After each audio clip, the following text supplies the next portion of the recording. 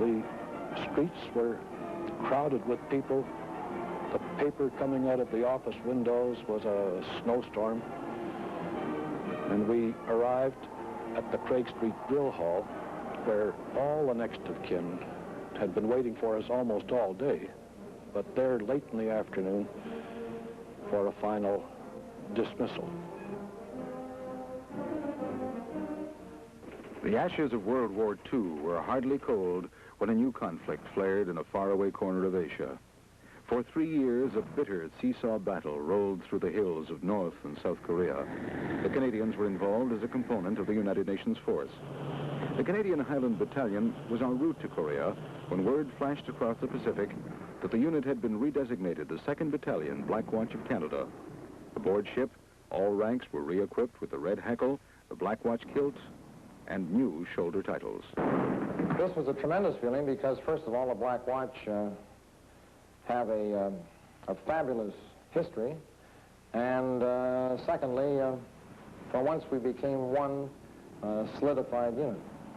When we got to Korea, we became part of the British Commonwealth. We were on the order of battle, and the Canadian Brigade, as a matter of fact, were right at the, you might say, the sharp end, north of the Imjin River.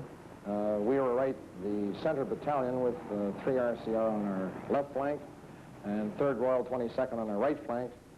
And our duties were primarily to keep a watch on the demilitarized zone, which was right across our front, running from east to west, generally speaking.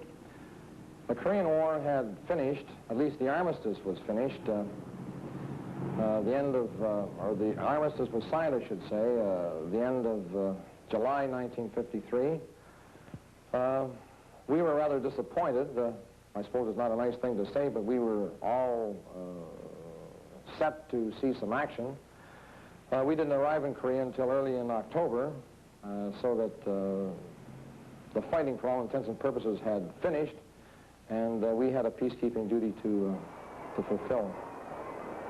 What has come to be regarded as the highlight of the Canadian Black Watch Centennial in 1962 must surely be the visit of the Colonel-in-Chief of the regiment, Her Majesty the Queen Mother. Since her earliest association with the Canadian Black Watch, the Queen Mother had come to regard this as her regiment. The climax of the centennial was a presentation of new regimental colors to all 3 battalions of the Black Watch of Canada. There was standing room only in Molson Stadium in Montreal on that hot day in June of 1962. The first time that the Black Watch came to Montreal was just over 2 centuries ago, in 1760. The virtues of hardihood, courage, and honor crossed the sea from Scotland and made new history in helping to build this great country of Canada. As I passed along your ranks just now, my thoughts turned to some of the battle honors which were emblazoned on your new colors. Names which mark deeds of heroic valor and endurance, which have brought luster to the history of our regiment. Today, the regiment is playing a full part in the defense of freedom, ready always for whatever task awaits.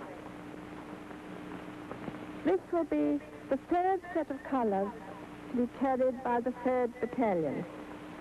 For the 1st and 2nd Battalions, these are the first colors you have had.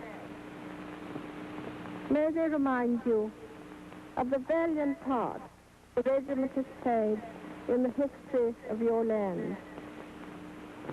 May they remind you, too, that the future of the Black Watch is in your hands. I'm confident that you will cherish with pride and devotion the colors that I have entrusted to your keeping, and that you will guard them safe and serve them well.